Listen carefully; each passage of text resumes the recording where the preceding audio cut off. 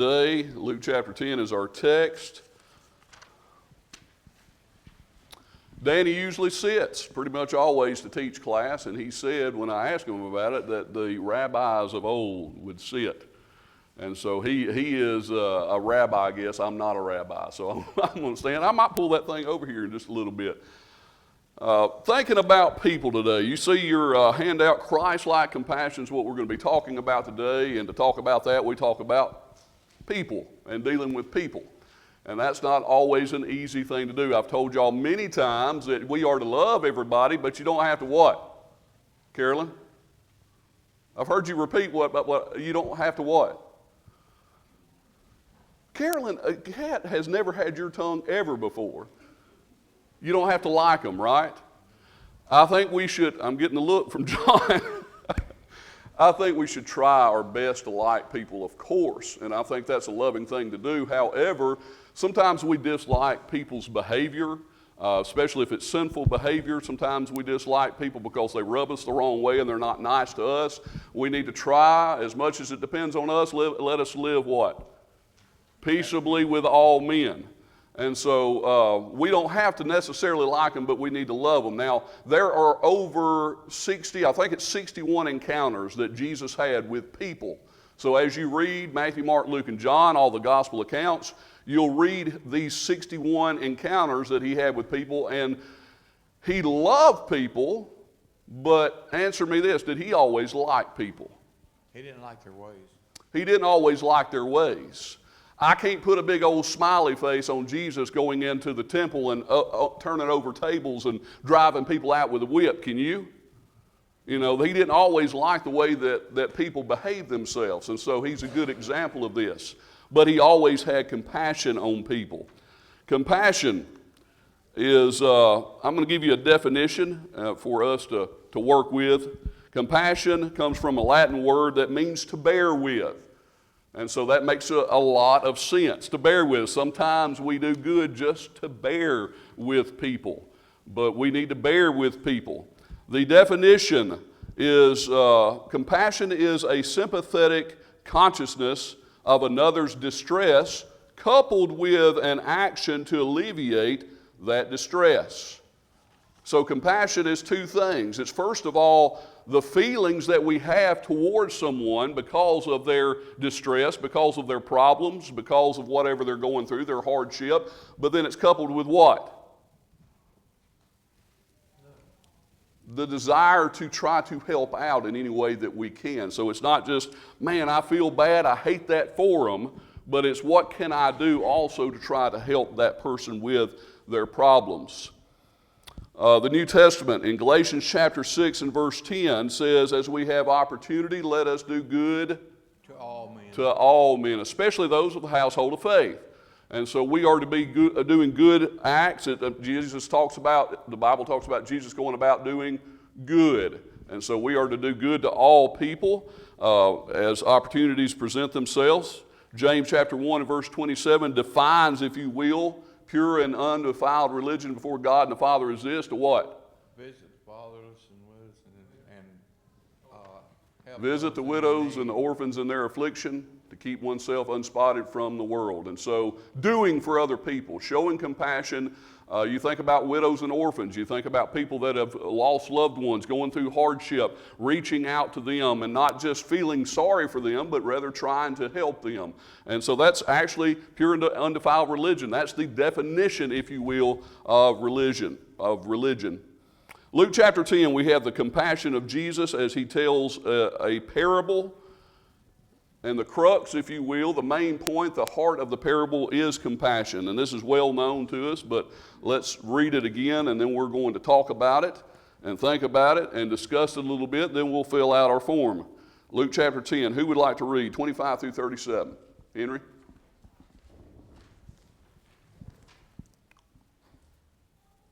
You don't have to get up. You know, rabbis sit, so. There you go. Especially one if he's crippled. 20. Behold, a certain lawyer stood up and tempted him, saying, Master, what shall I do to inherit eternal life? He said unto him, What is written in the law? How readest thou? And he answering said, Thou shalt love the Lord thy God with all thy heart, with all thy soul, and with all thy strength, and with all thy mind, and thy neighbor as thyself.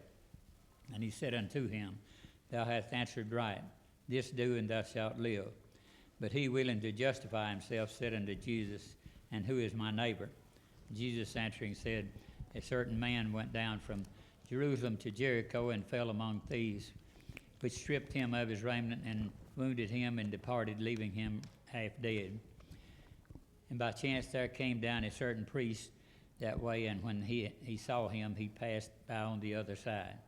And likewise a Levite, when he was at the place, came and looked at him, and passed by on the other side. But a certain Samaritan, as he journeyed, came where he was, and when he saw him, he had compassion on him, and went to him, and bound up his wounds, pouring in oil and wine, and set him on his own beast, and brought him to an inn, and took care of him. And on the morrow, when he departed, he took out two pence, and gave them to the host, and said unto him, Take care of him, and whatsoever thou spendest more, when I come again, I will repay thee. Which now of these three thinkest thou was neighbor unto him that fell among the thieves? And he said, He that showeth mercy on him. Then said Jesus unto him, Go and do likewise. All right, thank you, Henry. So the phrase that we're looking at here is verse 33. When he saw him, he had what? Compassion. Had compassion on him. So he tells this account. Danny is doing wow moments in the life of Jesus, thoroughly enjoying that. I think everybody is. And so this is a wow moment. It's not Jesus himself, but Jesus is teaching a parable, of course.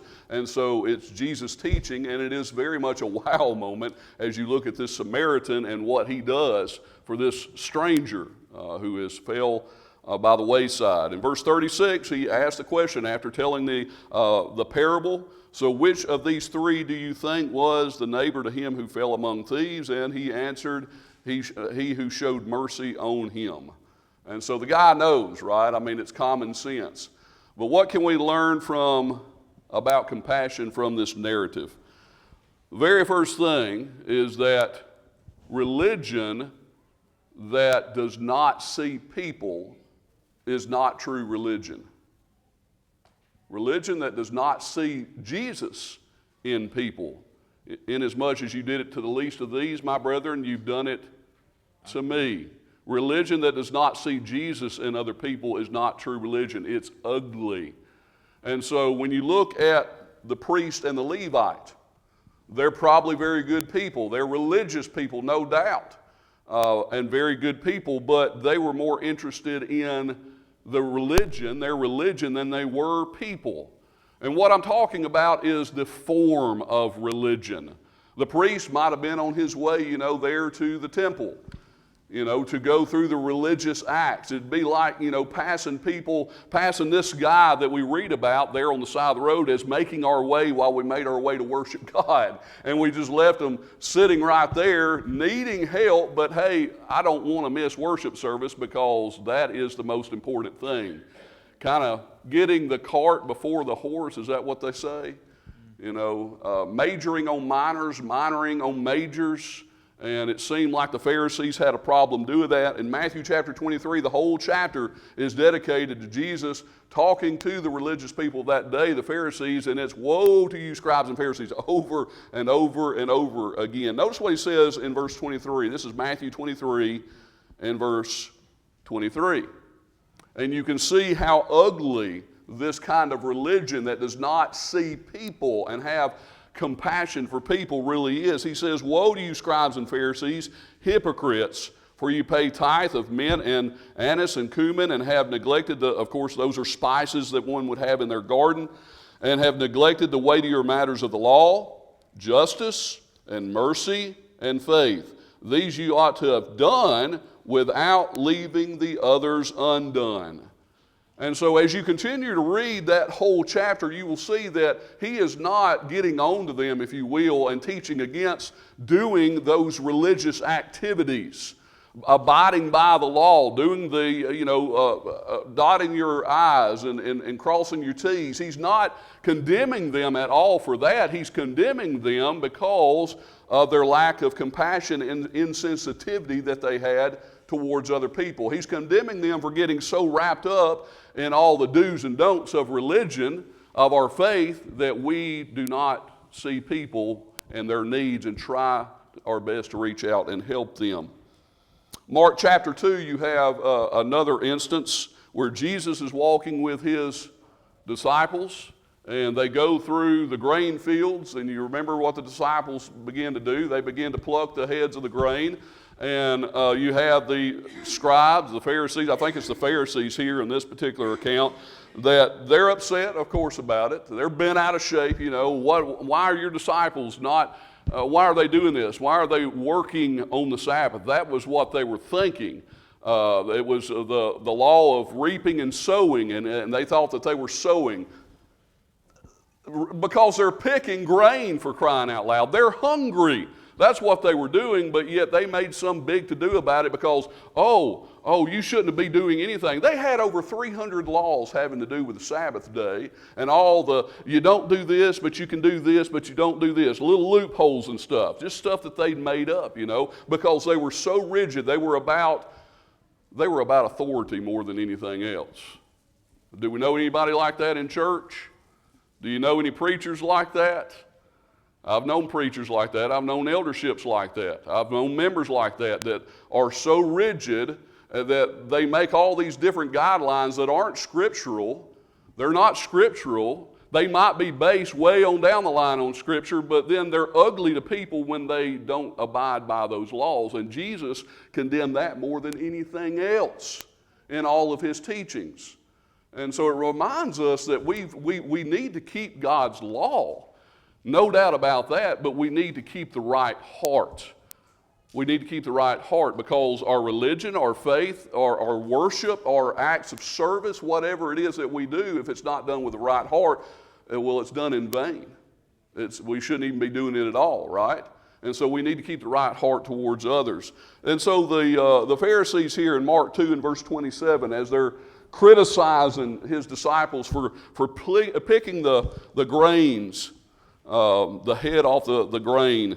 The Sabbath was made for man, is Jesus' response. So they're asking, why do they transgress the law? They're not even transgressing the law. They're transgressing their man-made law, not God's law, because they're actually not breaking the Sabbath. And Jesus says in verse 27, the Sabbath was made for man, not man for the Sabbath. That is huge. God made the Sabbath a day of rest, after his self and what he did in creation, and that it is made for man, and yet they had flipped that around and made it all about religious order more than anything else. And it wasn't for man. What if one of their kind was in the ditch? You think they'd just go on to worship and not help him? Like the Samaritan, come by and they, what was it, the Levite? Mm-hmm. That helped the Samaritan? Yeah, I don't know. I have no idea. I just wondered, because I've read this a lot, trying to understand it. And, Mother said, well, you do what you can do. If you see your neighbor in need, take care of your neighbor, and then go to church. Go on to church. Right. So that's what she taught me. My papaw, and our son Alex actually tries to do this too. He shows up early for everything. Obviously, I didn't take after this. We are here on time. Better knock on some wood, right? And we're here a little bit like today. We're here 30 minutes early, bringing stuff in the back and everything. But what I was going to say is my papaw, he was an elder in the church. And he very much believed that as you have opportunity, let's do good to all people. And so if you have an opportunity, you better take it. And so he would leave early to go to work, to go to church, to go anywhere that he went. He left 30 minutes to an hour early just in case he came across somebody on the road that was in need of help. And he did several times over the years. I've heard stories and stuff. You don't have to do that. If we were going to be Pharisaic, we would say, that's what this elder did in the church, therefore we need to do it. That's being Pharisaic about it. It's an example of, I think, a good example of this. What do y'all think? Taking time for that. You know, so Carolyn, I can't answer you though. Carolyn was like, well, if this guy was one of them, would they had stopped? Possibly, you know, because maybe they didn't stop because he wasn't one of them. I don't know. I think the implication is more that they're too busy. They're too busy, and I can relate to that. Even as a minister, I can relate to that. You get wrapped up doing stuff, and sometimes you don't need to do. Sometimes you need to stop and go do something that is more important because you're helping somebody than whatever it is that you're doing. Ronnie? I always wondered if they thought that well, they don't know where that robber's at, because there's always something going on that Jericho Strip there. It's not very wide. And I always wondered if they thought, well, I don't know if he's gone, you know, this robbers are gone yet, or they're waiting on us, or if we go to help them, they're going to jump us, or, you know. That's a good point. You know, I hadn't really thought about that, so it could have been out of fear. Might have been that they didn't help because they were scared that, hey, this might happen to us. This guy might not even be gone yet, or he might come back. This is a dangerous road. I'm going to hurry up and get off of it. You know, so that's a good point. Two main things, and we'll fill out our form, about our religion, about our faith. The most important thing, or two main things, and they're found in Matthew chapter 22, when the lawyer asked Jesus, what is the greatest commandment? And then the second, like unto it. What is it? What are those two commandments? Love the Lord your God with all your heart, soul, and mind, and love your neighbor as yourself. Bingo. That's it. That is the crux of Christianity, if you will, is you put God first, you put people second. And I think if we keep that right in our head, then we're going to do really, really well. Those two things. Now let's fill this out. Christ-like compassion. I put Christ is the crux of compassion. That means, of course, the very center or the heart of it. And as you read throughout the gospel accounts, you see over and over again that Jesus, that little phrase, and he showed compassion, or he had compassion.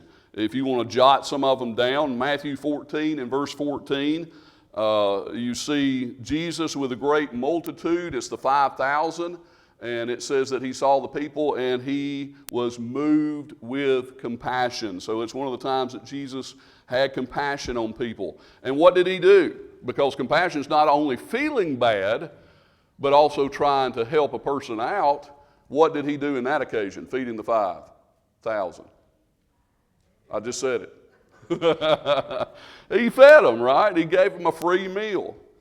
Matthew chapter 20, you have two blind men from Jericho, and Jesus had compassion. He felt bad for these two guys, and what did he do? He healed them. So heal anybody that you said no. He reached out and he actually anointed their eyes, you know, and healed them. He helped them out. In Mark chapter 1, you have the account of the leper.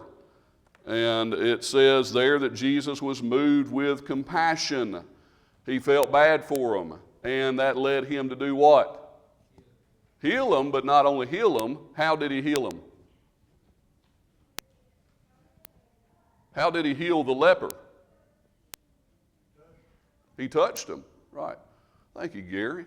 I'm glad somebody knew that. Yeah, he touched him. The unthinkable, the untouchable. Nobody wanted to touch a leper. He actually touched him. And so he was moved with compassion and helped. In Luke chapter 7, Jesus raised a widow's son. And once again, it talks about him being moved with compassion. That's just 4 or 5 different ones there. And then our account in Luke chapter 10 is, of course, not a real life event, but a parable. Number 1, let's fill out this sheet. Christ-like compassion, blank. Now, somebody read verse 33 and let's try to figure out. Who wants to read 33?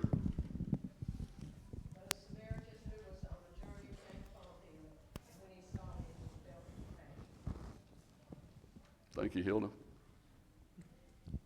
So Christ-like compassion, and he what? Him? He saw him. So the first blank there, I would put sees. Christ-like compassion sees people. Sees people. How often do we see people? John chapter 4, you have the account, of course, of the Samaritan woman. You remember that? And what is Jesus talking to the disciples about? The fields are white for the harvest. Open your eyes, look up, notice people. That's the whole point. And so Christ-like compassion sees people. You know, open your eyes and see that people are all around us in need of help. And we sometimes kind of tunnel-minded in that we think, well, with this particular account or parable, well, it's got to be somebody on the side of the road. You know, we are around people constantly that are in need of something. It might just be some love. It might be some affection, some attention.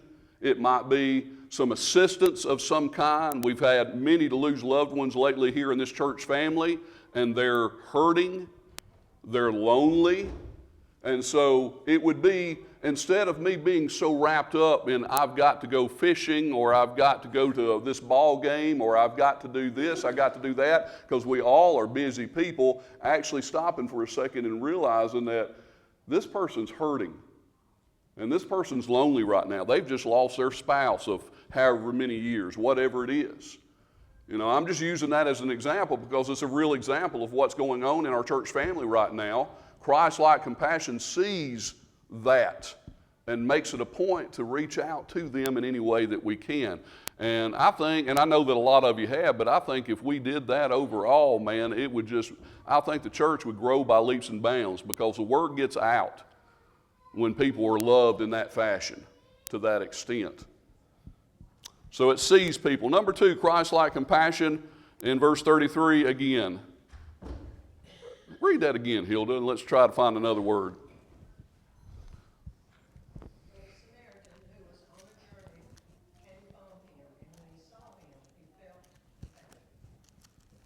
All right, so what else can you pick out of that in verse 33?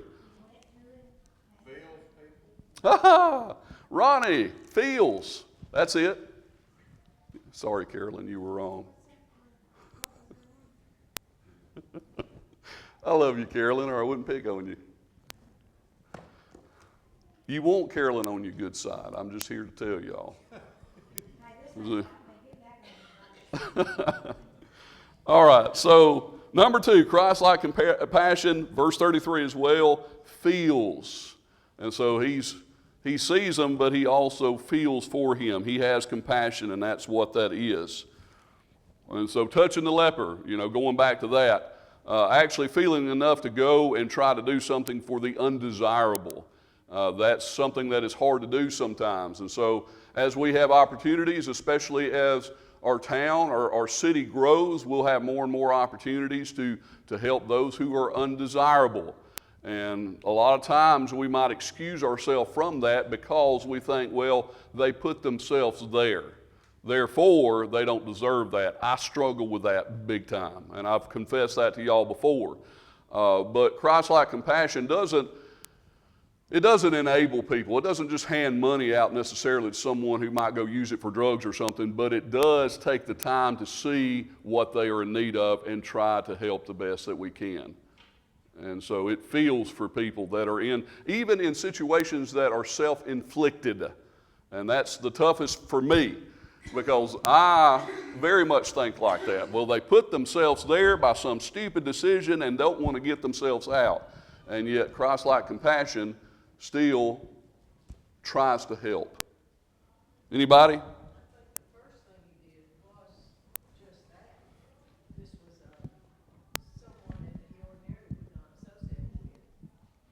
That's a very good point.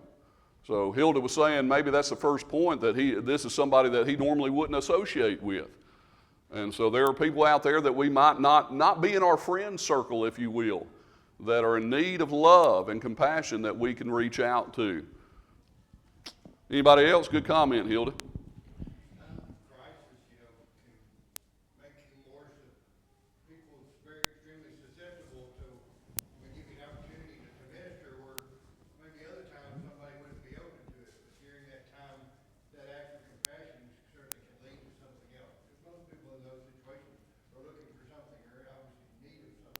Right.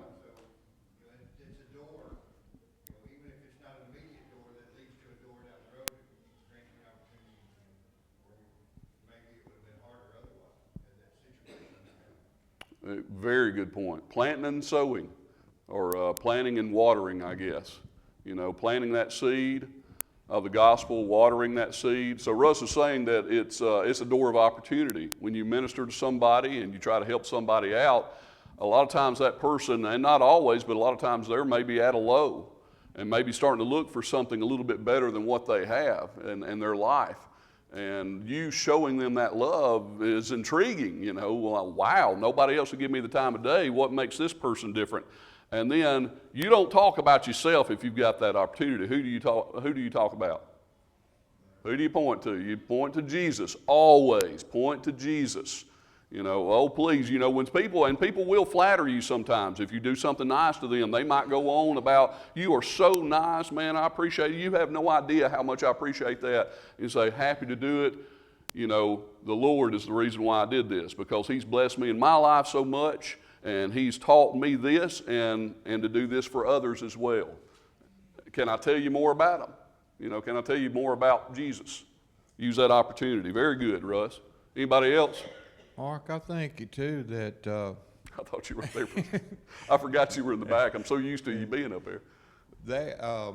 When we think about what Jesus did for us and God did for us, and we think about that sometimes that they intentionally got there, we sort of intentionally got where we were at in life, and Jesus and God reached down to us and had compassion on us.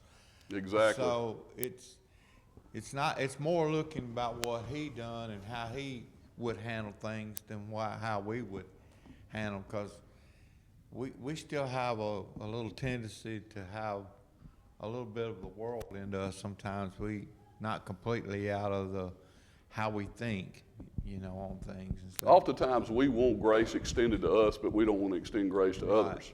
And so Ronnie, if I got him right, was saying one thing is to remember that we did get ourselves in the sin condition that we're in. And Ephesians chapter 2 talks about even when we were dead in our trespasses and sin, Christ made us alive.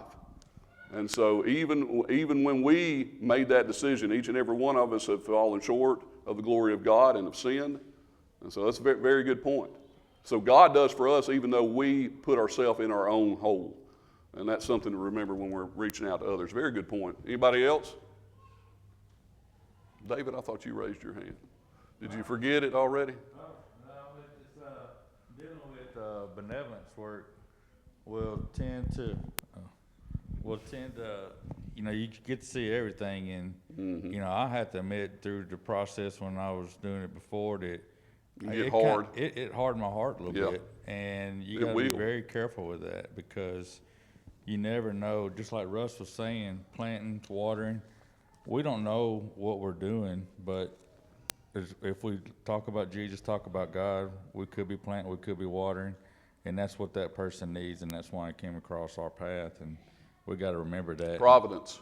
Right, and we got to remember that and just do what we're supposed to do, and that's talk about Jesus, share Jesus, and love people, and not get the hard heart that everybody's like this. And like I said, I have to admit, you're going to be taken advantage of by people. Yeah. If you're Christ-like, you're going to be taken advantage of, period. Appreciate that, David.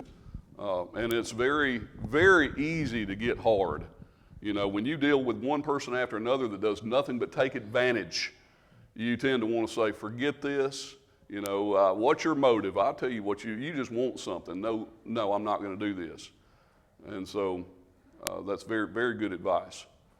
Because in God's providence, if we're doing right, we're doing what we're supposed to be doing, it's always going to work out right in God's providence. And through His providence, maybe He brought a situation into our life.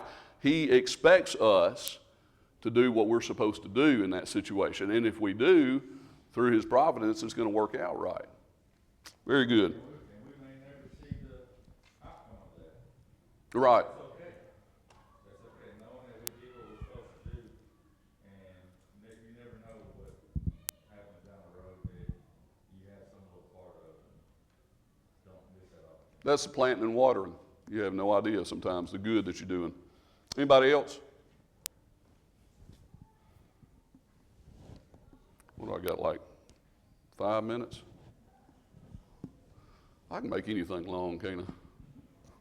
Number 3, Christ-like. So number 1, Christ-like compassion sees people. Christ-like compassion, number 2, feels for people. Number 3, Christ-like compassion. Verse 34. Somebody tell me. Yes. Helps or acts. It does something. James chapter 2 talks all about a religion without doing, and how we're really no better than the demons, because they even believe. And so it says that faith without works is what? Dead. And so, yeah, it acts. It does. Any comments on that? Since we're running out of time. Number 4, Christ-like compassion, verse 35. Or I'll read verse 35. On the next day, when he departed, he took out 2 denarii, gave them to the innkeeper, and said to him, take care of him, and whatever more you spend, when I come again, I will repay you. Gave 2 days' pay, and even told him he would be back by to give more if needed. So, what word can you think of that is, y'all are talking about in a financial way, because certainly he helped out in a financial way, but sometimes it's just your time and your effort, and what's that word that starts with C? It will, your time, it will, your effort, cost. Cost your time, cost your effort, cost you financially sometimes, and certainly did. Like I said, a couple of days worth of wages, I mean, that's a lot of money to give to somebody you don't even know. And hey, if there's anything else when I come back, let me know and I'll handle it. That's really good. So it's going to cost you. And like I said, it's not always a financial thing, but it could be. But it might just be your time. Stop and think about how much people make a day now. And just make that relevant for today. I would say probably an average job in America is probably $100 a day anyway. Some even. A lot of them more than that. Right. So say $200 a day, and then 2 days worth. That's $400 shelled out, just like it's nothing. And when I come back, I'll settle up with you and give whatever. I mean, that's a lot of money. So sometimes it is going to cost us financially to do the right thing and to help somebody. Definitely going to cost time and effort. Sometimes we're tired when the opportunity presents itself to us. And so it's going to cost some effort of, man, I just want to go home right now, and we kind of want to turn away from whatever that situation is. You don't want to take that time to ask them, what can I do for you? Right, because you're afraid they're going to answer. Yeah. I've learned a lot this morning. Number 5, Christ-like compassion, verse 36 and 37. I bet you won't guess this one.